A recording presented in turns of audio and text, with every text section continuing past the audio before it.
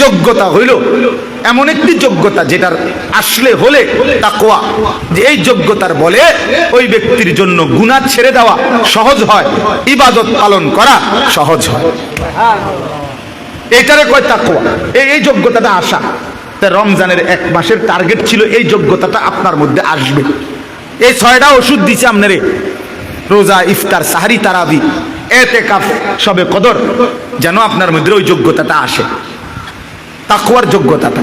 যে যোগ্যতা বলে আপনি গুনাহ ছাড়বেন সহজ, গুনাহ ছেড়ে দেওয়া সহজ হবে, ইবাদত করা সহজ হবে, আল্লাহর হুকুম পালন করা।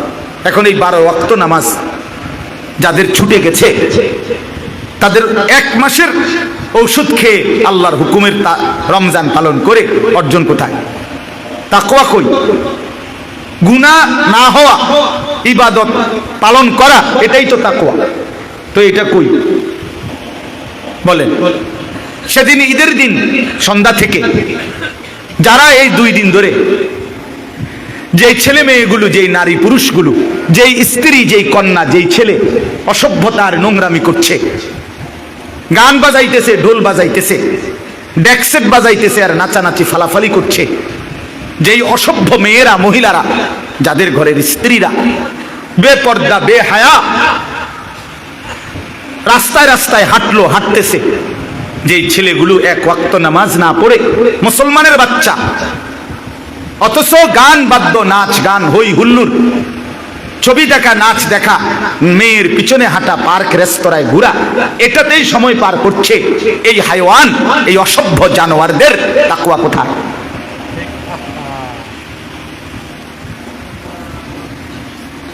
এই ঈদ, ঈদুল ফিতর, এই ঈদ রমজানের পরে এই ঈদ, কোরবানির ঈদের সময় ঈদ, এটা কি আপনার বাফের ঈদ? কি আপনার বাফে দিছে না?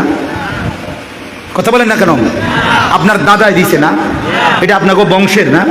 এটা আপনার নেতা, এটা আপনার দলের, এটা চেয়ারম্যানের, এটা এমপি সাহেবের, এটা প্রধানমন্ত্রী।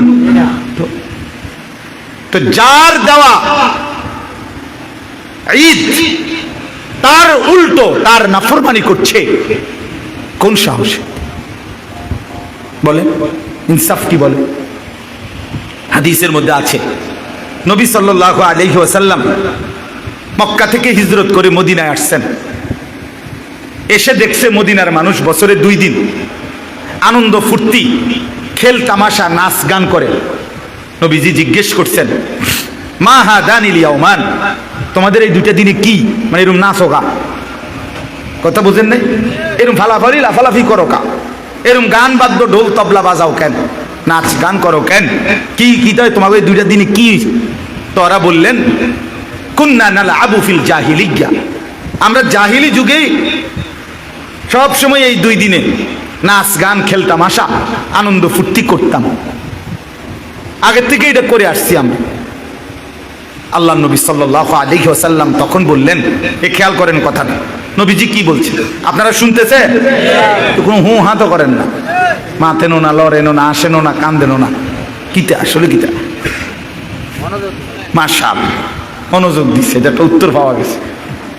আল্লাহ তাআলা তৌফিক দান করেন।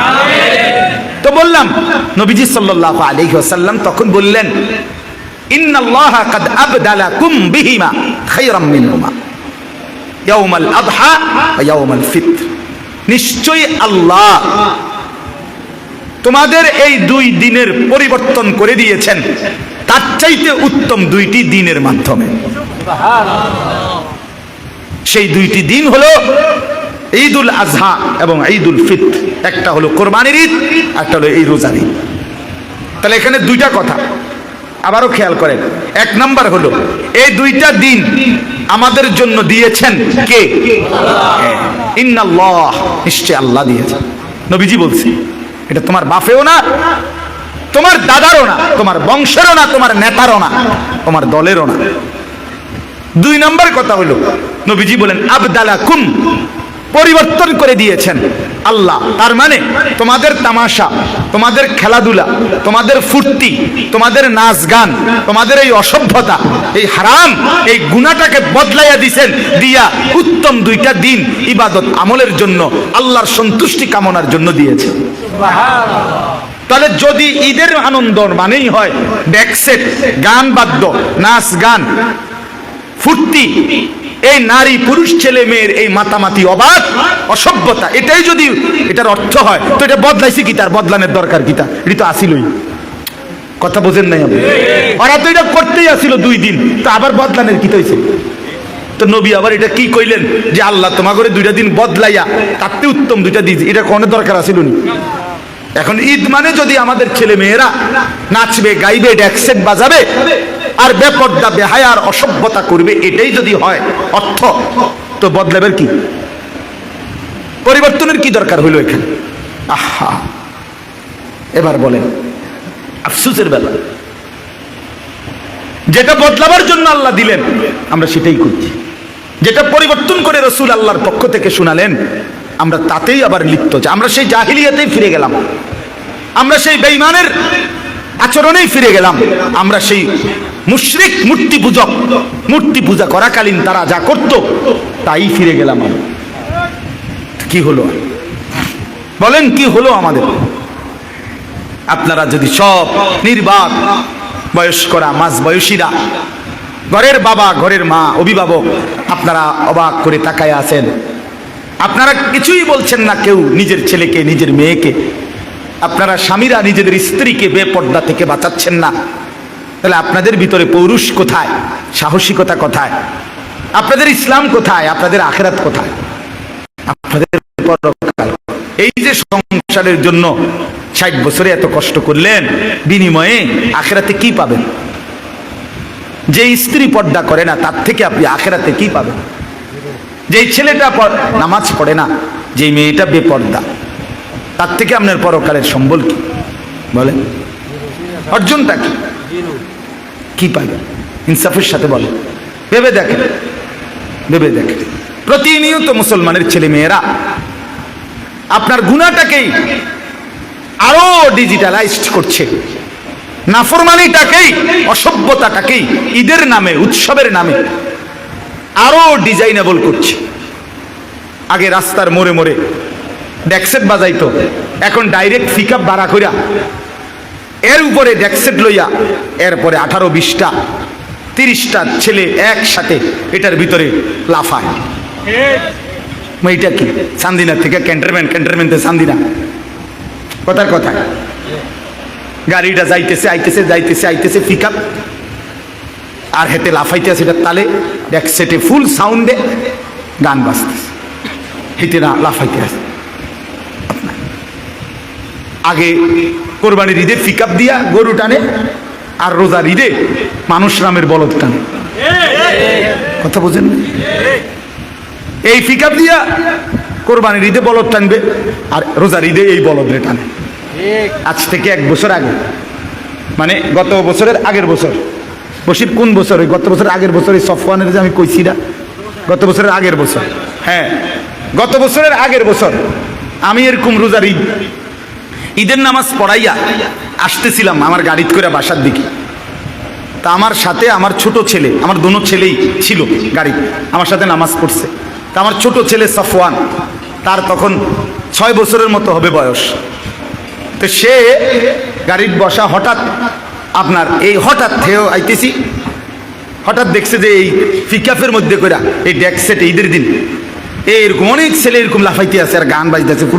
তো এত ছোট মানুষ, আমার ফুতে কইতেছে বাবু বাবু এটা কি, এটা কি এরকম করে কাম। হেতে হঠাৎ অবাক হয়ে গেছে, মানে এরকম করতেছে কেন, এরা এরকম লাফাইতেছে কা, হেতে বুঝছে না বিষয়টা কি। পরে আমি বললাম তারে, আব্বু তারারে আজকে সকালে কুত্তা কামড়াইছে। হ্যাঁ হ্যাঁ, আমার এই বয়ান আছে, এখনো আছে, গত বছরের আগের বয়ানটা এখনো নেটে আছে। তারারে মূলত আজকে সকালবেলা কুত্তা কামড়াইছে, কুত্তায় কামড়াইছে গুলারে। আর কুত্তার কামড়ে এখন সকালবেলা, আজকে ঈদের দিন, সমস্ত ডাক্তার ছুটিতে আছে, ফার্মেসিটিও বন্ধ, ওষুধ পাচ্ছে না, ডাক্তারও পাচ্ছে না, এই জন্য কুত্তার কামড়ে লাফাইতে আছে। এই ছাড়া আর কোনো কারণ নাই। এই মানুষরূপী জানোয়ার সে তার মুসলমানের পরিচয় ভুলে গেছে, সে তার ধর্মের পরিচয় ভুলে গেছে। অথচ ঈদ তোর বাপে দেয় নাই, তোর আল্লাহ দিছিল। ঈদ তোর নেতায় দেয় নাই বেটা, ঈদ তোর আল্লাহ দিছিল।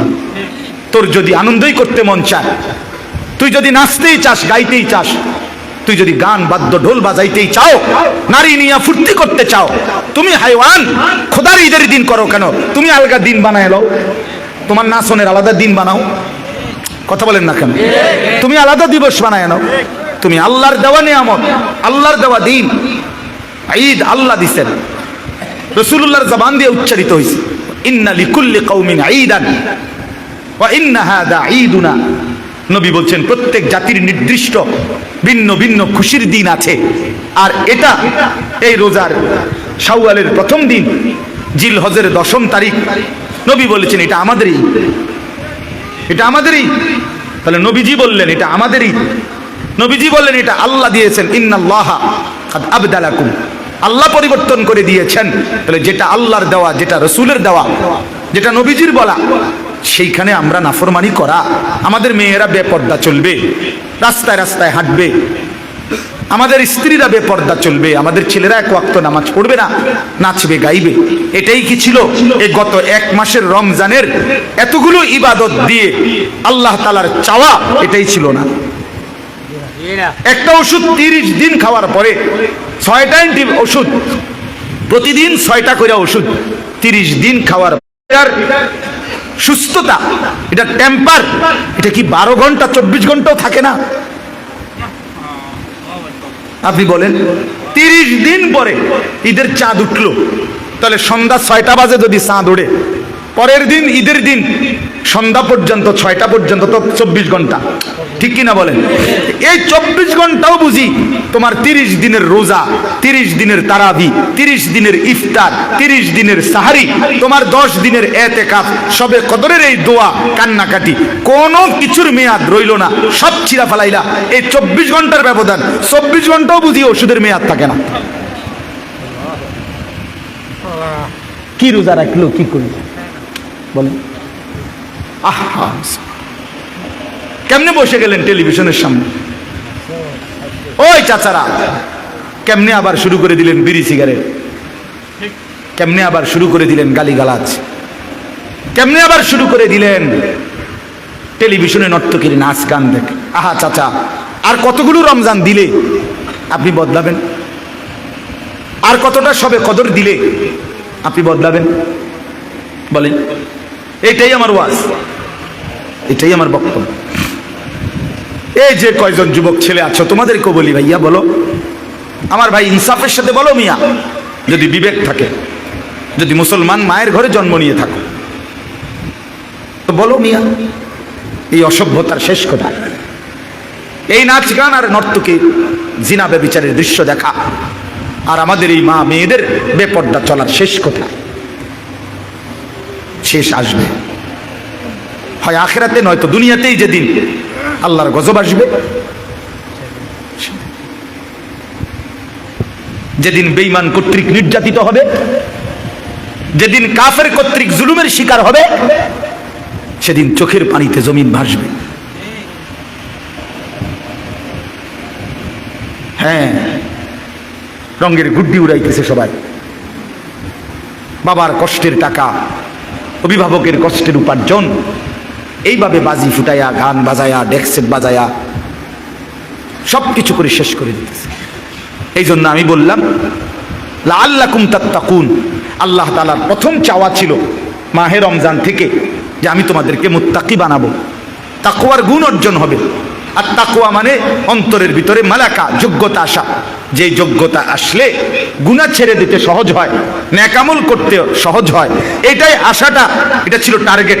এখন এটা যদি আমাদের অর্জিত না হয়, আমি যদি সেই আগের মতোই গুনায় অভ্যস্ত থাকি, কয়জনের সিদ্ধান্ত নিছেন যে আর মিথ্যা বলবেন না? কয়জনের সিদ্ধান্ত নিতে পারছেন বলেন যে আমি আর হারাম, সুদের লেনদেন, অবৈধ উপার্জন আর করব না? কয়জন নিজের স্ত্রী সন্তানের চরিত্র, পর্দা, এটার খবর নিলেন, সিদ্ধান্ত নিলেন, তাদের পরিবর্তন করাইলেন, করলেন, বা তারা হলো? এটা দেখেন, তাইলে না বুঝবেন রমজানের মাকসাদ অর্জিত হয়েছে কিনা। নাহলে শুধু উপাস রাখা, শুধু স্ত্রী থেকে আপনাকে বিচ্ছেদ করা, এটা মাকসাদ ছিল না। কোনো ব্যক্তিকে তার স্ত্রী থেকে 1 মাস দূরে রাখা আল্লাহ তাআলার এটাই তো মূল ইচ্ছা রমজান দ্বারা, না? কোনো ব্যক্তিকে খাদ্য পানীয় থেকে বিরত রাখা শুধু এটাই মূল উদ্দেশ্য আল্লাহর, না? যে না তোরে খানার কষ্ট দিমু, তোরে পানীয়র কষ্ট দেব, তোরে তোর স্ত্রী থেকে দূরে রাখে কষ্ট দেব, মানসিক যন্ত্রণা দেব, এটাই ছিল উদ্দেশ্য? এটা না, এটা তো মাকসাদ ছিল না। হালাল স্ত্রী তো হালাল, হালাল খাদ্য তো হালালি, হালাল পানীয় এটা তো হালালি। আল্লাহ তাআলা বলেন আমি আল্লাহ তাআলা বৈধটুকু নির্দিষ্ট সময় পরিমাণ রমজানে নিষেধ করে আমি চেয়েছিলাম বৈধটুকু নিষেধ করে বৈধ জিনিস এটার থেকে বিরত থেকে অবৈধ যেগুলো সেগুলোর জীবাণু যেন তোমার থেকে চলে যায়, এটা ছিল টার্গেট। তোমারে মূলত মিষ্টি আর চিনি, তোমারে যে ডাক্তারে নিষেধ করছে মাকসাদ কি? মিষ্টি আর চিনি হলো মূলত হারাম, এই জন্য না? না না না, এটা তো বৈধ খাওয়া, কিন্তু আপনার শরীরে যে ডায়াবেটিসের জীবাণু আছে, আপনার শরীরে যে রোগের জীবাণু আছে, ওইটার থেকে আপনাকে সরানোর জন্য, বাঁচানোর জন্য বৈধ মিষ্টি, বৈধ চিনি এটা আপনারা নিষেধ করছে, যেন আপনার থেকে ওই রোগের জীবাণু কি করা যায়, সরানো। আপনারা গরুর গোশত খাইতে, আপনারা চিংড়ি মাছ খাইতে, পুঁই শাক খাইতে নিষেধ করছে, আপনার শরীরে চুলকানি বেশি, অ্যালার্জি বেশি, এই জন্য তাহলে অ্যালার্জির জীবাণু, চুলকানি, এটা আপনার থেকে সরানোর জন্য এগুলো হালাল। গরুর গোশত খাওয়া হালাল না হারাম? চিংড়ি মাছ হালাল না হারাম? পুঁই শাক হালাল না হারাম? তো এটা তো হালাল ছিল, হালালটা নিষেধ করে দিয়েছে ডাক্তার। মূল উদ্দেশ্য কি? এগুলোর থেকে আপনাকে বাঁচানো, ফিরানো? না না, মূল উদ্দেশ্য হলো আপনার থেকে রোগের জীবাণু সরানো। তো মূল আল্লাহ তাআলা তো রমজান দ্বারা চেয়েছিলেন, এটা উদ্দেশ্য তো ছিল বান্দা খাদ্য পানীয় স্ত্রী এটা তো হালাল ছিল, আমি সেটাই নিষেধ করছি যেন সুদের হারাম, ঘুষের হারাম, জিনার হারাম, ব্যভিচারের হারাম, গালিগালাজের হারাম, চুরি ডাকাতির হারাম, মদ জুয়া নেশার হারাম, এগুলো যেন তোমার থেকে সরে, অবৈধ উপার্জনের হারাম, বেপর্দা জিন্দিগির হারাম, নাচ গান আর আল্লাহর নাফরমানির যেই হারাম, ওই জীবাণুগুলো যেন তোমার থেকে সরে যায়, এই জন্য চেয়েছিলাম। কিন্তু হলো কই? হলোটা কোথায় বাপ? নতুন করে আবার যারা গুনাহ শুরু করে দিয়েছেন পূর্ণদমে, তা আপনাদের তাকওয়া কোথায়? আপনাদের ফায়দা কোথায়? উপকার কোথায়? এটাই আমার কথা। এটা ভাইবা দেখেন, আপনারা যদি কেউ গুরুত্ব নাও দেন, আমার বাপ জিন্দিগি শেষ হয়েই যাবে। হ্যাঁ, তামসার জিন্দিগিও শেষ হয়, আবার মেহনতের জিন্দিগিও শেষ হয়। যে ঘুমায় থাকে তার জন্য, যে দুপুরে ঘুমাইছে তার জন্য নির্দিষ্ট সময় পরে বিকাল হয়ে যায়, যে পরিশ্রম করতেছে তার জন্য নির্দিষ্ট সময়েই বিকাল হয়ে যায়, প্রতিটা রাত ভোর হয়ে যায়। তাহাজ্জুদের মুসল্লায় যে রাত কাটায় তারও ভোর হয়, মদের আড্ডায় যে রাত কাটায় তারও ভোর হয়, জেলখানার রাতও ভোর হয়, বাসর রাতও ভোর হয়। ভোর হয় কিনা? সময় থেমে থাকে না, জিন্দিগি থেমে যায় না। বাটপার, সিটার, কাফের, বেঈমান, অসভ্য জানোয়ার, হারাম নাফরমান, তার হায়াতও শেষ হচ্ছে। ইমানদার, নেককার, সেজদাওয়ালা, বন্দিগিওয়ালা, তার জিন্দিগিও কি হচ্ছে? শেষ। দেখার বিষয় হলো আখিরাতে কি হবে, এটাই আল্লাহ তাআলা বলছেন। ইয়া আইয়ুহাল্লাযীনা আমানুত্তাকুল্লাহ, যে আয়াত আমি পড়ছিলাম সূরা হাশরের আয়াত, কোরআনুল কারীমের 28 নম্বর পারা, 59 নম্বর সূরা, সূরা হাশর। এই সূরার 18, 19, 20 এই 3টি আয়াত পড়ছিলাম আমি। এই শুধু তরজমা শুনেন। আল্লাহ তাআলা বলেন, ইয়া আইয়ুহাল্লাযীনা আমানুত্তাকুল্লাহ, হে ঈমানদারগণ, হে মুমিনগণ, ইত্তাকুল্লাহ, তোমরা আল্লাহকে ভয় করো, তাকওয়া অবলম্বন করো, গুনাহ ছেড়ে দেওয়ার মতো অভ্যাস করো, নেক আমল আদায় করার অভ্যস্ত হও, এটাই তাকওয়া, এটাই আল্লাহকে ভয় করা। যে আল্লাহকে ভয় করে সে গুনাহ করে না, যে আল্লাহকে ভয় করে সে মালিকের গোলামি ছাড়ে না, তার নামাজ ছুটে না, সে হারাম রোজগার করে না, এটাই তাকওয়া। আল্লাহ তাআলা বলেন, আমি এটাই চাই বান্দা। ইয়া আইয়ুহাল্লাযীনা আমানুত্তাকুল্লাহ, হে মুমিন ইমানদার, আল্লাহকে ভয় করো, তাকওয়া অবলম্বন করো। কোরআনুল কারীমে রব্বুল আলামিন এই শব্দ বারবার বলেছেন, একবার দুইবার না, বারবার। ইয়া আইয়ুহাল্লাযীনা আমানুত্তাকুল্লাহ, ইয়া আইয়ুহাল্লাযীনা আমানুত্তাকুল্লাহ। মুমিন আল্লাহকে ভয় করো। তুমি ইমানদার, তোমার পরিচয় মুসলমান, তুমি মুসলমানের ঘরে জন্ম নিয়েছো, তুমি মুমিন, তুমি আলতু ফালতু না, তুমি বেঈমান না, কাফের না, তুমি হিন্দু নও, বুদ্ধ নও, মুশরিক নও, তুমি ইহুদি নও, খ্রিস্টান নও, তুমি মূর্তি পূজক না বান্দা, তুমি মুমিন, তুমি কালেমাওয়ালা, তুমি ঈমানওয়ালা। তুমি আমাকে ভয় করবে না তো কে করবে? আমি আলহামদুলিল্লাহ ফজরের নামাজ পড়ে ঈদের দিন বাসায় আমার বিবি বাচ্চা নিয়ে আমি তালিম করছি। স্বাভাবিকভাবে আমি ফজরের পরে অল্প সময় তালিম করি বাসায়, আমার বউ বাচ্চা নিয়ে, শুধু আমার বিবি আর আমার 4 জন সন্তান, 2টা ছেলে 2টা মেয়ে, আলহামদুলিল্লাহ। তো আমার ছোট মেয়ে, এটা 2.5 বছর, ওরেও ঘুমেরতে উঠেছি, আব্বাও আব্বুর সাথে বসো, তা আমার কোলে বসাইয়া তালিম করছি। ফজরের নামাজ পড়ে আমার ছেলে, বড় ছেলের বয়স 12 বছর, ছোট ছেলের বয়স 7.5 8 বছর, 8 বছর হয় নাই, 7.5 বছর, মেয়েটার বয়স 14 বছর, আর ছোটটা কোলের 2.5 বছর। তো এদেরকে সহ, আমার বিবি সহ আমার ছেলে মেয়েদেরকে বললাম, আব্বু আমরা মুসলমান, আমরা মুমিন, মনে রাখো বাপ। একটু পরে ডানে বামে ঈদের আনন্দ করতে গিয়ে অনেকের ঘরে, অনেকের রাস্তায়, অনেকের বাড়ির সামনে নাচবে, গাইবে, গান বাদ্য হবে, ঢোল বাজনা বাজবে। বাকি আমরা মুসলমান, আমরা ইমানদার, আমাদের আখিরাত আছে। একটু কষ্ট হইলেও বাপ হজম কইরো। আমি ছেলে মেয়েদেরকে আমি নিজে বাসায় বুঝাইয়া কইছি, একটু হজম করো, আমাদের জন্য এটার অনুমতি নাই।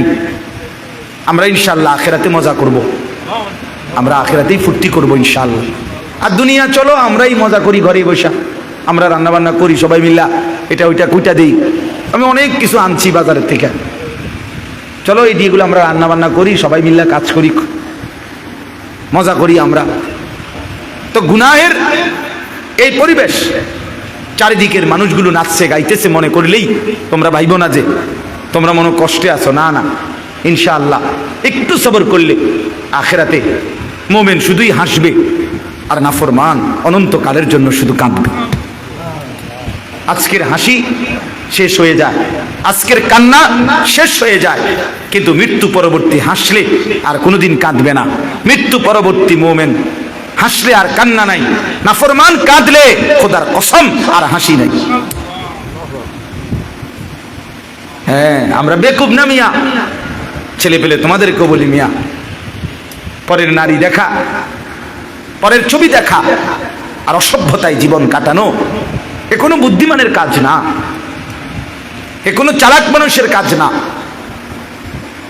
জিন্দেগির সমস্ত ফিকির হারাম রোজগার, অবৈধ উপার্জন করে তুমি যে সংসার চালাচ্ছ, আরে বেওকুফ, এই স্ত্রী সন্তান তোমার মৃত্যুর পরে, তুমি দুনিয়া থাকতেও এরা তোমার 2 পয়সার মনে রাখবে না।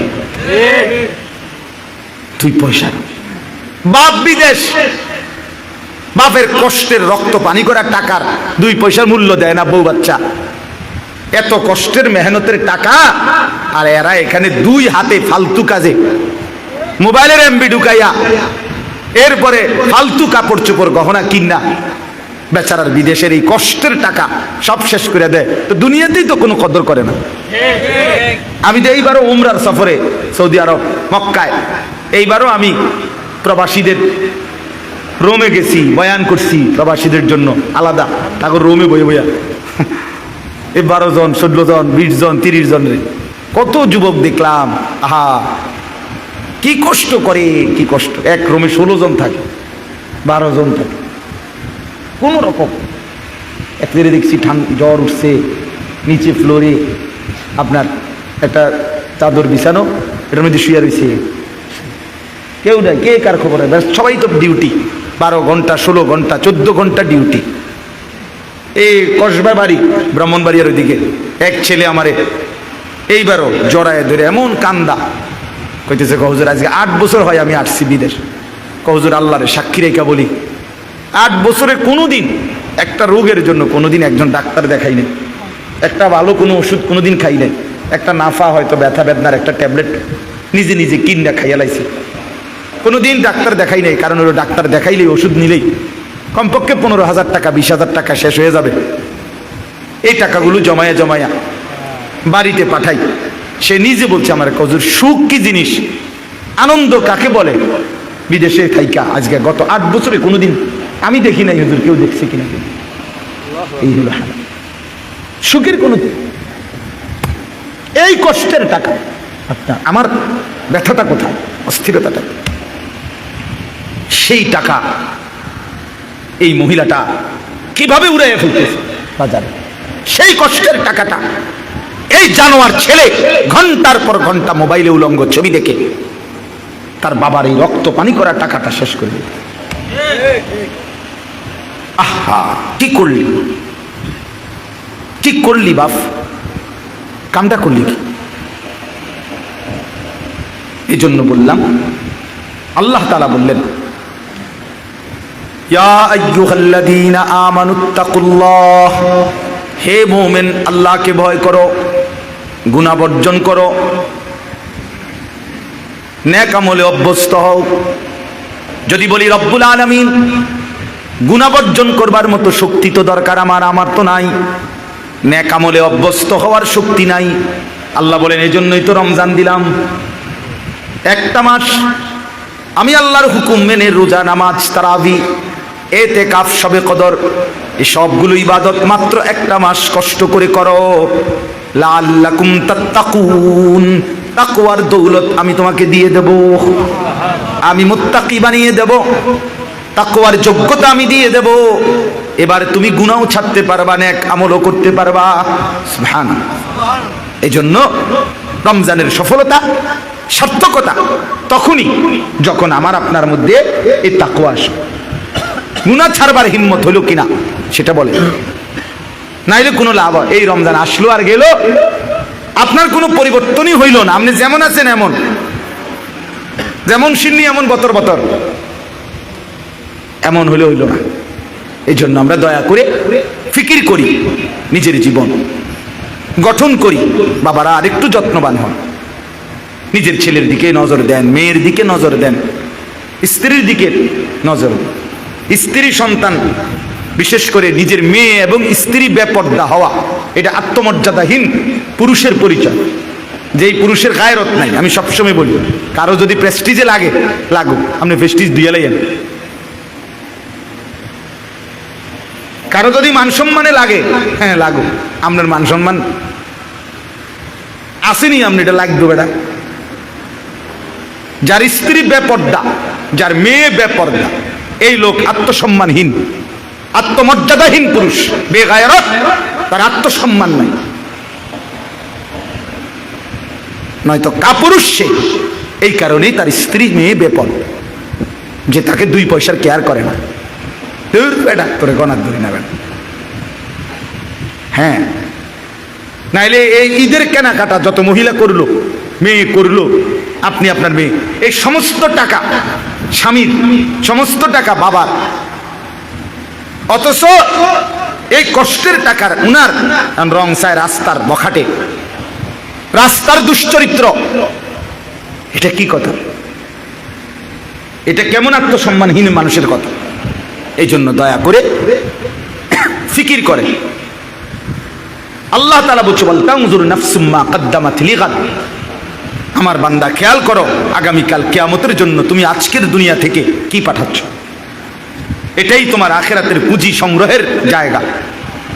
দুনিয়া, এখান থেকেই আখিরাতের জন্য পাঠাইতে হবে। মা কদ্দামাত, হিসাব করো আখিরাতের জন্য কি পাঠাইছো। ওয়াত্তাকুল্লাহ, এরপরে আল্লাহ আবার বলতেছেন বান্দা, আবারও বলছি কথাটা ফেলে দিও না, আমাকেই ভয় করো, গুনাহ ছাড়ো, নেক আমলে অভ্যস্ত হও। ইন্নাল্লাহা খাবীরুম বিমা তা'মালুন।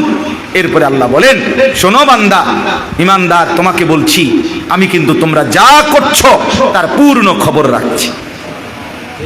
এক বিন্দু আমার থেকে আড়াল করতে পারবা না। এমনকি হৃদয়ের ভিতরের যেই কথাগুলো, খোদার কসম কোরআনে আছে, আল্লাহ তাআলা বলে, বান্দা কিয়ামতের দিন তোমার অন্তরের ভিতরে যে কথাগুলো উঠানামা করতো, ভালো মন্দ, আমাদের হৃদয়ে অনেক কথা আছে না? আমরা বলি না যে বেটা মনে আরো অনেক দুঃখ আছে, বা আমার আরো মনে অনেক কথা আছে। এই অন্তরের কথাগুলো পর্যন্ত আল্লাহ বলেন আমি খবর রাখি, কিয়ামতের দিন সেগুলো তোমার সামনে আমলনামার মধ্যে লিখিত খোলামেলা দেখায় দেব। ইয়াউমা তুবলাস সারাইর ওয়া হুসিলা মা ফিস সুদূর, অন্তরের কথাগুলো। এই জন্য আল্লাহ বলেন আমি সব খবর রাখছি, আমাকে ভয় করো, আখিরাতের জন্য কি পাঠাইলো এটা হিসাব করো। এরপরে আল্লাহ বলেন ওয়ালা তাকুনু কাল্লাযীনা নাসুল্লাহা ফাআনসাহুম আনফুসাহুম, আমার বান্দা এমনটা হইও না যে আমি আল্লাহকে ভুলে গেলাম। আল্লাহ বলেন আমার কিচ্ছু হবে না, বিশ্বাস করো বান্দা, একদিন তুমি তোমাকে ভুলে যাবে। আমারে ভুলতে ভুলতে আমার কিচ্ছু হইতো না, শেষ পর্যন্ত তোমার নিজের কথা আর তোমার মনে থাকবে না। তুমি যে মানুষ, তুমি যে মুসলমান, তোমার যে মরণ হবে, তোমার যে কবর হবে, তোমারে যে দুইজন ফেরেশতা প্রশ্ন করবে, তোমার যে হাসরের ময়দানে দাঁড়াইতে হবে, তোমার যে মিজানের পাল্লায় ওজন হবে তোমার আমল, তোমারে যে একটা আমল নামা দিবে, তোমারে যে ফুলসেরাত পার হইতে হবে, এই কথাগুলোই তোমার প্রয়োজন। এগুলোই একদিন তুমি ভুইল্লা যাইবা। শুধু দুনিয়া দুনিয়া, ব্যস্ততায় ব্যস্ততায় একদিন দেখবা সব কিছু জায়গা রাইখা, দোকান দোকানের জায়গায়, বিল্ডিং বিল্ডিং এর জায়গায়, গাড়ি গাড়ির জায়গায়, সব তোমার জায়গায় যেটা যেখানে ছিল ওইখানে রাইখা দুনিয়া তোমারে লাথি দিয়া কবরে ফেলায় দিবে। যা যাবে, যা হারামি। তুই জানোস না আমি তোর বাপ দাদা 14 গোষ্ঠী কাউরে থাকতে দেই নাই, তুই এরকম শুরু করলি কে বেটা? হ্যাঁ, তুই যে মনে হয় দুনিয়া সব খাইয়ে লাইবি লাগে, কিতা ঘটনা কিতা? তুই কারো মৃত্যু দেখো নাই? তুমি কোনো কবরস্থানে যাও নাই কোনোদিন? তুমি কোনো লাশের জানাজা পড়ো নাই? যে মানুষটা তোমার সামনে লাশ, সে কি একদিন হাত নাড়াইতো না? কথা বলে না? তার চক্ষু খোলা ছিল না কোনোদিন? সে কি একদিন দৌড়ঝাঁপ করে নাই দুনিয়ায়? সে এখন নড়ে চড়ে না কেন? সে হাসে না কেন? তার হাত নড়ে না কেন? দয়া করে বুঝতে শিখে। আল্লাহ বলে এর জন্য এই পরিমাণ আমাকে ভুলে যেও না, আমারে ভুলে গেলে একদিন তুমি তোমাকে ভুলে যাবা। নিজের ভালোটাই মনে থাকবে। উলাইকা হুমুল ফাসিকুন, আল্লাহ বলেন এমন যারা নিজেকে নিজে ভুলে যায়, আখিরাত ভুলে যায়, এরা ফাসিক, এরা প্রকাশ্য পাপী। ফাসিক বলে প্রকাশ্য পাপী। কি পাপী? প্রকাশ্য পাপী। এরপরে আল্লাহ বলেন লা ইয়াসতাবি আসহাবুন নারি ওয়া আসহাবুল জান্নাহ, শুনে নাও বান্দা, জাহান্নামবাসী আর জান্নাতবাসী কখনোই সমান হতে পারে না। হাসরের ময়দানে গেলে দেখবা ফারিকুন ফিল জান্নাহ ওয়া ফারিকুন ফিস সাঈর, একদল জান্নাতি আর একদল জাহান্নামী।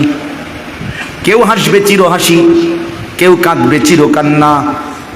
আম্মা মান উতিয়া কিতাবাহু বিয়ামিনি ফায়াকুলু হা উমকরাউ কিতাবিয়া, আল্লাহ বলে যার আমলনামা ডান হাতে দেয়া হবে সে হাসরবাসীকে চিৎকার করে বলবে, হাসরবাসী দেখো, ইকরাউ কিতাবিয়া, আমার আমলনামায় দেখো আমার নামের সাথে জান্নাতি লেখা হয়ে গেছে।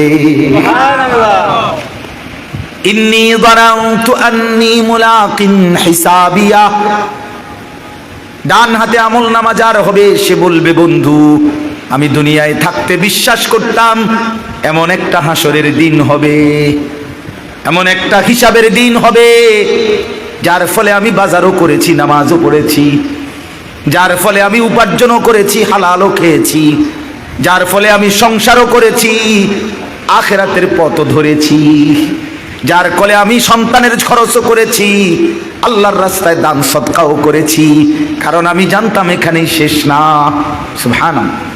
ওয়া আম্মা মান উতিয়া কিতাবাহু বিশিমালি ফায়াকুলু ইয়া লাইতানি লাম উতা কিতাবিয়া, এরপরে আল্লাহ বলেন যার আমলনামা তার বাম হাতে দেয়া হবে সে একটা চিৎকার করে বলবে হায় আফসোস যদি আমার আমলনামা আমার হাতে না দিত। ওয়ালাম আদরি মা হিসাবিয়া, আমি যদি আমার হিসাব না দেখতাম, ইয়া লাইতাহা কানাতিল কাদিয়া, হায় মৃত্যু এসে যদি আমাকে শেষ করে দিত, আমি যদি আবার মরে যেতাম, আমি যদি নিশ্চিহ্ন হয়ে যেতাম, মা আগনা আন্নি মালিয়া, আমার মাল তো কোনো কাজে আসলো না, হালাকা আন্নি সুলতানিয়া, আমার সব ক্ষমতা কর্তৃত্ব তাও তো শেষ হয়ে গেল। আল্লাহ বলবেন খুজুহু ফাগুল্লু, ফেরেশতারা তাকে ধরো এবং শক্ত শিকল দিয়ে বেঁধে ফেলো। সুম্মাল জাহিমা সাল্লু, এরপরে বলবেন ফেরেশতার তারে লাথি মাইরা জাহান্নামে ছুঁড়ে মারো। সুম্মা ফি সিলসিলাতিন যারউহা ৭০ যিরাআন ফাসলুকু, এরপরে আল্লাহ বলবেন জাহান্নামের ফেরেশতারা ৭০টা আগুনের শিকল দিয়া নাফরমান রে বান্দাও, ফাসলুকু, এরপরে জাহান্নামটার মধ্যে ঘুরাইতে থাকো। আল্লাহ মাফ করে দেন। আসহাবুল জান্নাতি হুমুল ফাইজুন, আল্লাহ বলেন শোনো বান্দা মুমিন, শুধুমাত্র যারা জান্নাতি হবে তারাই একমাত্র সফল হবে। হুমুল ফাইজুন, তারাই সফল, তারাই কামিয়াব। কারা? জান্নাতি হবে যারা। কারা বলেন? বলেন না। এজন্য চলেন আজকে প্রথম এইটাই মূল কথা, গুনাহ বর্জন করি, নয়তো রমজানের কোনো সার্থকতা হলো না, নয়তো রমজানের কোনো সার্থকতা হলো না। আসলো আর গেল, আমার কোনো লাভ হইল না, আপনার কোনো লাভ হলো না যদি গুনাহ ছাড়তে না পারে, মানসিকতা যদি বদলাইতে না পারে। আর শেষ কথা হইল, রমজান মাসের আরেকটা টার্গেট ছিল, আল্লাহ বলছেন ওয়ালা আল্লাকুম তাশকুরুন, তোমরা যেন আমার শুকর আদায় করতে পারো। এত বড় নিয়ামত, এতগুলো পেয়ে শুকর আদায় করা কার? আল্লাহ। তো মুহাদ্দিসিনে কেরাম, মুফাসসিরিনে কেরাম বলেন, কোন ব্যক্তি রমজান পেয়ে যদি আল্লাহর রমজানের পরে সে আল্লাহর শুকর আদায় করতে চায়, তাইলে শুকরের একটা নমুনা হইল রমজানের পরে শাওয়াল মাসের এই 6টা রোজা রাখা। এটা প্রমাণ করে এই লোকটা রমজানের শুকর আদায় করছে। এই কয় রোজা? এই মাসে 6টা রোজা রাখা, এটা শুকরের নমুনা। আমি আল্লাহর রমজান পেয়ে, আল্লাহ যে আমার ইবাদত আমলের তৌফিক দিছে, পুরা মাসটা হায়াত দিছে, বাঁচাইছে, আমি যে ওযু, নামাজ, তারাবি, ইফতার, সাহারি, রোজা, এতেকাফ, শবে কদর, এই নিয়ামতগুলো অর্জন করার চেষ্টা করছি, এটা শুকর হিসাবে। আর 6টা রোজা রাখা, এই শাওয়াল মাসে 6টা রোজা রাখা। নবী সাল্লাল্লাহু আলাইহি ওয়াসাল্লাম বলেন, মান সামা রমাদানা সুম্মা আতবাআহু সিত্তাম মিন শাওয়াল কানা কাসিয়ামিদ দাহর, যে ব্যক্তি রমজানের রোজা রাখলো অতঃপর তার সাথে মিলাইয়া শাওয়াল মাসে আরো 6টি রোজা রাখলো, কয়টি? সে যেন পূর্ণ 1 বছরের রোজার সওয়াব পেয়ে গেল। কিভাবে পাইলো? নবীজি আরেক হাদিসে এটার ব্যাখ্যা করে দিছে। একটি আমল, নেক আমল, ফেরেশতার ডান কাঁধে কমপক্ষে 10 লেখা হয়। 10-এর নিচে কোনো নেকি নেই। 10-এর নিচে এই ডান কাঁধের ফেরেশতার যে নেকি লেখে, যে খাতা, এটার মধ্যে 1 2 3 4 5 6 7 8 9 এই পর্যন্ত সংখ্যা নাই, এনে টোটালিটা নাই। উনি শুরুই করে 10-এর থেকে, বুঝেন নাই কথা? ডান কাঁধের ফেরেশতা শুরু করে কত থেকে? 10-এর থেকে শুরু। এটা বাড়ে, 10 70 হয়, 70 7000 হয়, 7000 70000 হয়, 70000 7 লক্ষ হয়, 7 লক্ষ 70 লক্ষ হয়, 70 লক্ষ 70,000 লক্ষ হয়, 70,000 লক্ষ 7 কোটি হয়, 7 কোটি 70 কোটি হয়, 70 কোটি 70,000 কোটি। এরপরে কোন বেলায় আইসা আল্লাহ ডাইরেক্ট ফেরেশতারে বলে, তুমি লেখো না, আমি লেখো। আমি লিখি। শুরু হয় কত থেকে? 10। একটি নেক আমল কমপক্ষে 10। তাহলে 1 মাস রমজানে কেউ যদি রোজা রাখে, এটারে যদি 10 ধরেন, তাহলে 10 মাস, কমপক্ষে 10 মাসের নেকি হইল। তাহলে 1 মাসে কয় মাস হইল? কথা কয় না, 10 মাস। আর 6টা রোজা যদি কেউ রাখে, তাহলে একটা রোজা 10টা রোজা, তাহলে 6টা রোজায় কয়টা? কয়টা? 60টা। 60টায় কয় মাস? তো হইল কয় মাস? সহজ হিসাব। 1 মাসে কয় মাস? 10 মাস। রমজানের 1 মাসে কয় মাস? আর 6টা রোজায় 60, তো 60 দিনে কয় মাস? 2 মাস। তাহলে 10 আর 2 12 মাস। এই জন্য এই 6টা রোজা রাখার ইনশাআল্লাহ চেষ্টা করবেন। বলেন ইনশাআল্লাহ। কেমনে রাখবেন? একসাথে 6টা রোজা রাখতে পারেন, ভাঙ্গিয়াও রাখতে পারেন, যেমনি সুবিধা আপনার। একটা করে রাখেন, দুইটা করে রাখেন। বাকি এই মাস আজকে হলো 2 তারিখ গিয়ে 3 তারিখ চলতেছে, এখন জিলহজে শাওয়ালের আপনি হিসাব করবেন, আরো 27 দিন আছে। তো আপনি এটা দইরা 6টা রোজা কি করবেন? আদায় করবেন। 3টা লাভ হবে। 1 নাম্বার, কিতাবে লিখছে কেউ যদি 6টা রোজা রাখে এই শাওয়ালের 3টা লাভ হয়। 1 নাম্বার হলো তার রমজানের ফরজ রোজার মধ্যে যদি কোনো ঘাটতি থাকে, সুন্নত নফল দ্বারা আল্লাহ তাআলা এই রোজাগুলোর দ্বারা সেই ঘাটতি পূরণ করে পূর্ণ নেকি দিয়ে দিবেন। 2 নাম্বার, যে ব্যক্তি, হাদিসে আছে নবী বলছে একটি নেক আমল কারো যদি কবুল হয়, এটার প্রমাণ হইল, বাহ্যিক একটা নমুনা হইল, আল্লাহ তাকে সেই নেক আমল পুনরায় করার তৌফিক দেয়। তো কারো রমজানের রোজা কবুল হয়েছে কিনা এটার একটা বাহ্যিক প্রমাণ হইল, তাকে আল্লাহ পুনরায় পরের মাসে 6টা রোজা রাখার তৌফিক দিছে। তাহলে এই 6টা রোজা যে রাখতে পারবে, প্রমাণ হবে, আশা করা যাবে যারা রমজানটা কবুল হয়েছে, এই কারণেই আল্লাহ তাকে পুনরায় রোজা রাখার তৌফিক দিছে। আপনারা একবার সুবহানাল্লাহ কন্ত, আবার কন্ত, আবার বলেন তো। এই কয়বার কইলেন? এই প্রথমবার বলার কারণে এটা কবুল হয়েছে দেখা দ্বিতীয়বার বলার তৌফিক হয়েছে, দ্বিতীয়বার একটা কবুল হয়েছে দেখা তৃতীয়বার বলার তৌফিক হয়েছে। কারো ফজরের নামাজ কবুল হইলে জোহরের নামাজের চাহিদা হয়, কারো জোহর কবুল হইলে আসরের চাহিদা হয়, কারো সকালের নাস্তা হজম হইলে দুপুরের খাবারের চাহিদা হয়, কারো দুপুরের খানা হজম হইলে রাতের খানার চাহিদা হয়। ঠিক তেমনি ভাবে এক ওয়াক্ত নামাজ কবুল হইলে পরের ওয়াক্ত নামাজের চাহিদা তৈরি হয়। অতএব এই 6 রোজা প্রমাণ করবে রমজানের রোজা কবুল হয়েছে। আর 3 নাম্বার হলো এই যেটা এখন বললাম, শুকর। আল্লাহ যে আমার এত বড় রমজান দিছে, সুযোগ দিছে, হায়াত দিছে, এটার শুকর আদায় হবে এই 6 রোজার দ্বারা। তাহলে 6 রোজার দ্বারা আমার ফরজ রোজার ত্রুটি বিচ্যুতি মাফ হবে। এই 6 রোজার দ্বারা আমার পিছনের রমজান কবুল হয়েছে এটার প্রমাণ মিলবে। 6 রোজার দ্বারা আল্লাহর শুকর আদায় করার একটা দৃষ্টান্ত, একটা নমুনা হবে। আল্লাহ তাআলা আমাদেরকে তৌফিক দেন, কবুল করেন। এই তাকওয়া মসজিদ আল্লাহ তাআলা কবুল করেন।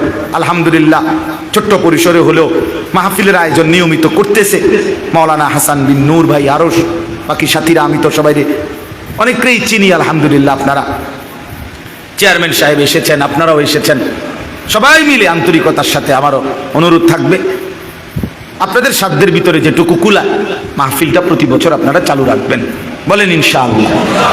এই ঈদের পরপর কাছাকাছি টাইমে নিয়মিত আস্তে আস্তে হলে, অল্প অল্পই হোক ইনশাআল্লাহ, এই 1জন 2জন করেও যদি আমরা হতাশ হই না।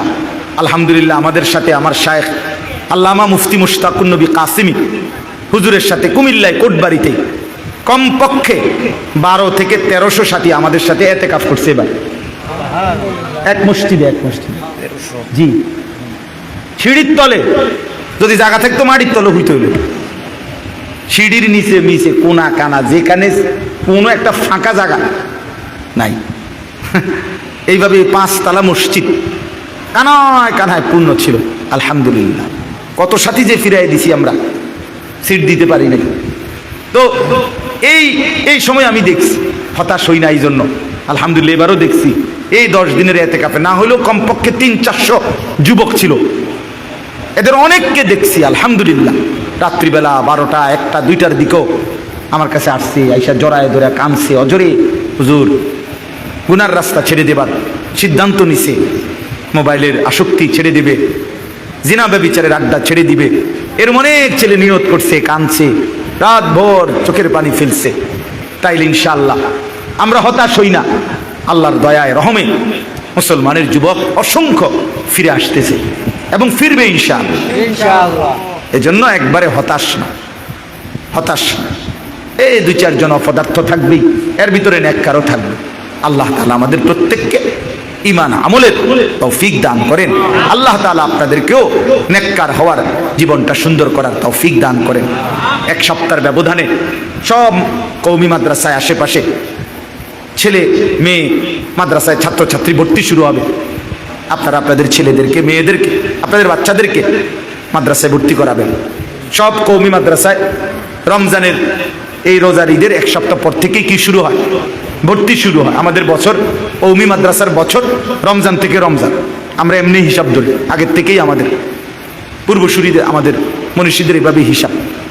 তা আমার ছোট্ট মাদ্রাসা আছে ওই ময়নামতি সাহেবের বাজার ক্যান্টনমেন্টের পাশে, সেখানেও আলহামদুলিল্লাহ আমার মাদ্রাসাতেও প্রায় 400-র মতো ছাত্র আছে। নুরানি বিভাগ, নাজেরা বিভাগ, হেফস বিভাগ, আলাদা শুনানি বিভাগ এবং কিতাব বিভাগ, না হেদায়েতুন নাহু জামাত পর্যন্ত, মানে 7ম শ্রেণী পর্যন্ত, না 8ম শ্রেণী পর্যন্ত আলহামদুলিল্লাহ আছে। আপনাদের কাছেও সুযোগ হইলে আমাদের মাদ্রাসা তো ইনশাআল্লাহ আগামী বৃহস্পতিবার ভর্তি মাদ্রাসা খুলবে, শুরু হবে, সেখানেও আপনাদের বাচ্চাদেরকে ভর্তি করাইতে পারবেন। চান্দিনাতেও আলহামদুলিল্লাহ অনেক মাদ্রাসা আছে। আপনারা আপনাদের ছেলেদেরকে দিন শেখান, মেয়েকে দিন শিখান। আল্লাহ তাআলা আমাদের সবাইকে তৌফিক দেন, কবুল করেন, আমিন।